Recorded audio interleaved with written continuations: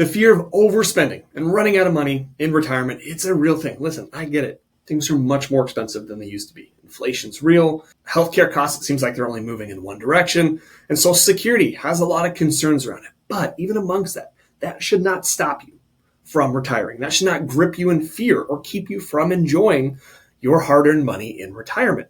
I hear all the time this ridiculous notion that spending any money above and beyond the bare necessities is somehow reckless, irresponsible, or it'll just plain out bankrupt you. And that's not the case. Now, I've personally seen this pattern play out time and time again. And it saddens me as a retirement planner. That is, people who have saved millions of dollars. They're sitting in their nearly paid off houses. Maybe they have a pension, have good Social Security, but they don't know the retirement spending numbers. And now they're fearful. They'll never end up spending that money. And I don't want that to be you. You've worked way too hard. So instead, what we're going to do today is create a game plan. I'm going to show you a formula that you can use in under a minute to determine how much you can spend in retirement and how, more importantly, that number changes during good markets and in bad markets. And with this retirement formula, it'll eliminate fear forever because it's going to give you clarity on what you're able to spend. And with that, we're going to be able to create alignment in getting you to enjoy freely with confidence the retirement you deserve. So without further ado, let's dive on in. Now, before we dive into figuring out how to solve for your spending number in retirement, I want to say something really important that I think a lot of folks miss when it comes to creating alignment with their spending and their life decisions. It's that meaningful spending is not reckless spending, and it's going to look different for everybody. That's what I want you to focus on when it comes to creating alignment with your spending. In fact, Ramit Sethi, author of I Will Teach You How to Be Rich, said, spend extravagantly on the things that you love and cut costs ruthlessly on the things you don't. And so this is a challenge to you. Hit pause on this video, go through your bank statement and see areas that you can cut from your budget when it comes to retirement and things you want to continue to spend on that bring you that joy, purpose, and fulfillment. You take me, for example, me and my wife, we spend close to $600 a month on our fitness membership. Now, people would say that's crazy. But again, you're not us and we're not you. For us, we love working out, the sense of confidence that comes with working out. Our gym membership comes with childcare. And so as new parents, that's something that we could drop our little guy off for a couple hours. We could have a date night together and go do a workout class together. There's a restaurant there. There's great facilities that we can enjoy. And it's become a great routine that we can use now 4, 5, 6 times a week. But now it allows us to cut costs on other things. So again, meaningful spending is not reckless spending. You need to figure out what that means for you. Now, let's dive into knowing your number because many people don't, and that's okay. But we're going to use history as our guide to determine our safe spending amount. Now, it starts with understanding your budget. So go ahead and hit pause on this video and create your very own budget. Go through your bank statements, know what you spend. Because once we have that, then what we're going to do, we're going to leave that to the side and we're going to tally up. This is step number 2. All of our fixed sources of income coming in. That could be Social Security, a pension, part-time work, maybe rental income. And just a side caveat here, if we're retiring before Social Security, well, our numbers may be a little different in our 50s and 60s than when Social Security arrives. So it's okay to have 2 different numbers as we figure this out because our retirement's going to change. Now, number 3, once we have those 2 numbers, all right, we're going to take our monthly spend, what we need to spend each and every month, and we're going to subtract that from our fixed sources of income. And we're probably going to get a number, meaning our money's short. And if we don't have enough, that's okay. Most people are. This is where we're going to need to dig into our portfolio. This is what you saved all those years for. This is what this is for. When we get that number, that's where we're going to go to step number 4 and take that number and divide it by our total number of investments. Let me give you a breakdown here. Let's say Frank and Janet, they need to spend $6,000 a month. That's $72,000 a year. Frank and Janet, they have $2,500 coming in from Social Security combined. So that means they're $3,500 a month short. And when we multiply $3,500 by 12 months in a year, that's going to give us $42,000 that they need to pull from their portfolio. And depending on where they are in their retirement spectrum, this could be anywhere from a 3.5% to 4% or 4.5% retirement distribution if they have $1 million. So we know for Frank and Janet, looking at this study here, that if they need $42,000 a year to come from their portfolio and they have $1 million, well, they're sitting pretty right at 4.2%. So if they have a 30-year retirement timeline, well, we can see here at 4%, they're looking really good. As we get higher, we can see they start to run in a little bit of trouble. Now, one thing I don't like about the study is that it assumes Frank and Janet are going to spend the exact same amount each and every year. We know that's not going to be the case, and people tend to spend a lot more in the early years of retirement. Now, if Frank and Janet have more than $1 million saved for retirement, we know that number is going to be well under that 4.2% range. If they have maybe, say, $900,000 saved for retirement, now they're closer to 4.5. And you see, when we start to back into our numbers, once we understand what we spend, what our fixed sources of income are, the difference that we need to make up from our portfolio, and we divide that by our total amount of investments, it gets us to this number. And this is the chart that we can begin to use, both in good times when markets are doing well and in bad times when our accounts have declined in balance, to see where our spending rate is. And we can see by the numbers on the chart here whether we want a short retirement and we want to retire a little later, or we want a longer retirement. We can see based off the colors here where we need to keep our spending amounts in line historically to give our retirement the best chance of long-term success. So as you go through your calculation, it's really important, I want to stress this, that your number, it's your budget, it counts for everything. That's monthly expenses, Amazon, food, eating out, health insurance, taxes, life insurance, disability insurance. It has to have everything in there, even big one-off expenses.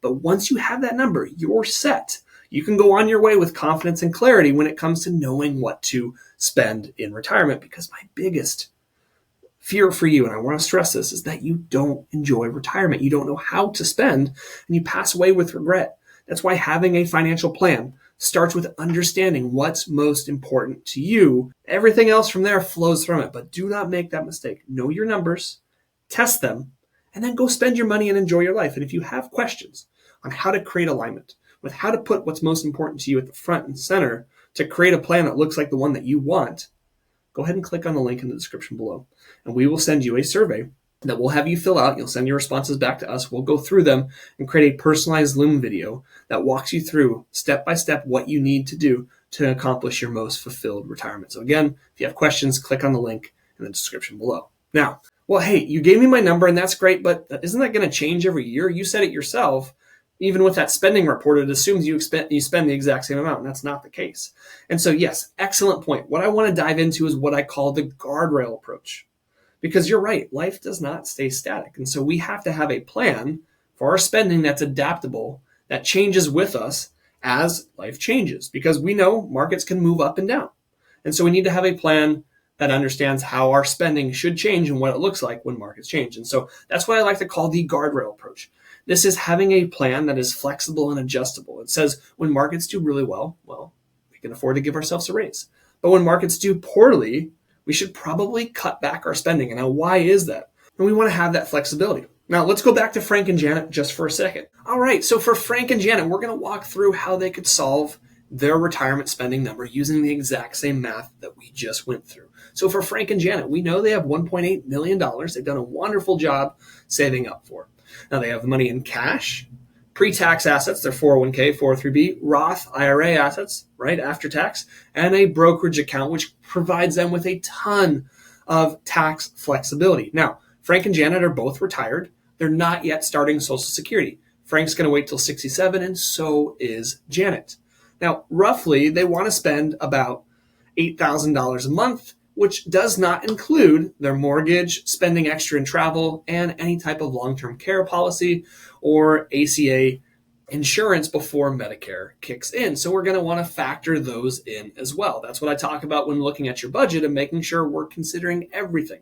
And we have our taxes as well. Now, for Frank and Janet, they're going to have Social Security starting at age 67 for each of them. So we can see the years in which it would start. So they just retired.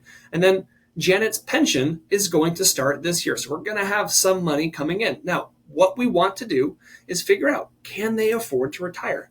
And so when we look at our Monte Carlo analysis, well, we come back with good news here. It says, hey, good news. We can afford to retire. You can spend your $8,000 a month plus about $1,000 a month on travel, and you're good to go. In fact, if we reduce our spending, we're even in better shape. Or if we want to spend more, we're cutting a little closer, but now we know what we could spend.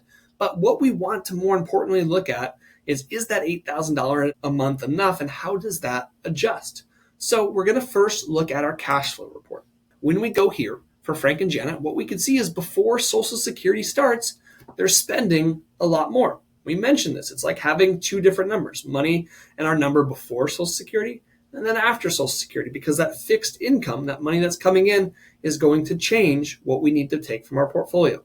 So when we look at our detailed withdrawal rates, we may be alarmed, at least initially, that their numbers are actually pretty high. But what do we notice right around 67, 68? Well, the cavalry is on its way. Social Security is here. And so now what we start to look at is, once Social Security is here for both of them, which is this year, 2031, our numbers are really, really low. And that trend continues until they have to start taking required minimum distributions at 75, which that's a great thing, because when we go back to our drawing board here, we can see at a 30-year retirement, they're well within that 3 to 4% range. Now, we also in running a report can see, hey, what if that $8,000 isn't enough? What if they want to spend something closer to $10,000 a month? Could they do that? And what we can see here is our maximum retirement spending. We're getting pretty close to that line. And one thing we like to do is run what we call our guardrails, which is to say, how much can we spend in good markets and in bad markets? And what we see for Frank and Janet is that they could spend right around that $8,000 to $10,000 number. What we also have to understand when we start to look at our guardrails here is, what does that do when markets do really well and when markets don't do so well? And so Frank and Janet, what we can see here is they're going to need, if markets take at least a 20% hit or more here in red, they're going to need to cut back their spending temporarily, about $650 a month for at least a year or two until markets recover. This is by reducing our spending, giving our portfolio breathing room. Now, on the flip side, if markets do really well, they can afford to give themselves a raise. But what it comes down to in knowing our numbers here is being able to stress test both of our numbers. Now, we said on that last example, that $8,000 a month figure, $96,000 a year, well, we're getting two different numbers. Well, when we start to look at factoring other things such as travel, long-term care, taxes, whatever it may be, we actually get very similar numbers. Because when we add that $8,000 a month, that $96,000 a year, to another $1,000 for travel, and then our mortgage and long-term care insurance premiums, we now are getting something closer to about $10,800 after taxes, which is right in line with this number. So we know when we look at Frank and Janet, when they're spending somewhere between $8,000 to $10,000 a month, well, let's look at how much is actually coming out of our portfolio. Because they are going to have Social Security and their pensions coming in, we could start to look at a 5-year cash flow to say, where are those sources of income? Well, here's Social Security, here's Janet's pension, here's all of our expenses added together, including travel and retirement. And we now know, well, we only need to take out about 40 to 50 grand a year from our portfolio. And when we start to look at how much that is translated to a percentage, it's 2 to 3%. So again, having our figure and understanding what we could send both in good markets and in bad markets is critical. Now that we know our numbers, what I want you to do is first understand your base number. And from there, we're going to multiply up when markets do really well, and that's going to give us one number. And we're going to multiply down when markets don't do really well, and that's going to give us another number. That's right, 3 sets of numbers: our base number, our high number, that's our last guardrail, and our low number, that's our bottom guardrail. And so for Frank and Janet, we know that they could spend $11,000 all in as their base number. With that $11,000, because of their Social Security and their pension, about $6,000 to $7,000 came from their portfolio. That gave them a reasonable distribution rate. And we know when markets did really well, they could afford to spend an extra 5 to 10%, up to about $12,000. And when markets did really poorly, they needed to trim by about 10 to 20% and temporarily reduce spending to $9,000 to $10,000 a month. And so that's what I want you to do. Click pause on this video now to better understand your numbers. Run your numbers real quick. Take your base number and multiply that by 5 to 10%. That's your high number. Take your low number, right? That's your base number, and reduce it by 10 to 20%. So multiply it by 0.8 or 0.9. And the key here when it comes to your low number is understanding it's temporary. It means you don't sit there forever.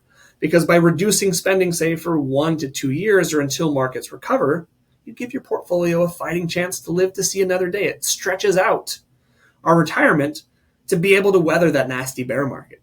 So maybe it looks like reducing spending by a little bit or not taking that big trip to Europe, but instead going on a smaller trip. Because what we're doing is we're giving our portfolio breathing room by not being forced to sell stocks at the bottom. And then once our portfolio has recovered, we can go back to business as usual. So again, it comes back to what is our base number? How do we multiply up when markets are really good? How do we multiply down when markets are really bad? And we live within the range of the two.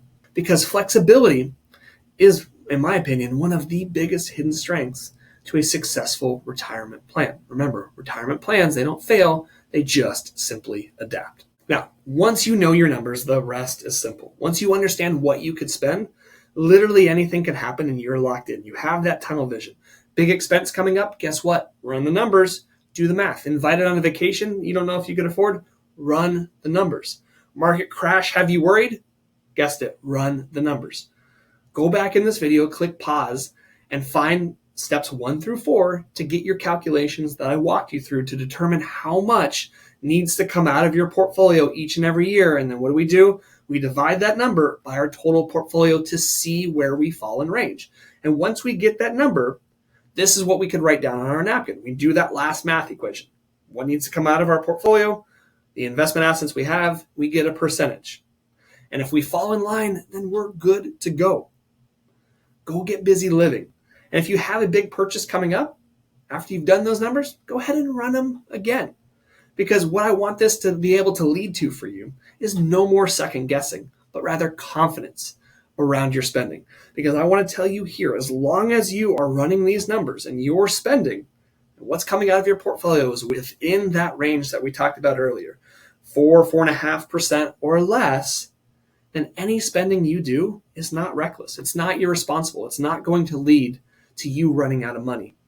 That is safe money that you get to decide on spending however you see fit. So get busy spending. And if you have questions on how do you arrive on those numbers, what happens if there's a nasty bear market, and how do those numbers change, that's what we're here for. Click on the link in the description below, fill out the survey, and we'll get you a personalized Zoom video back to you, walking you through those numbers so that you could spend with confidence. Hope you enjoyed this video. We'll see you at the next one.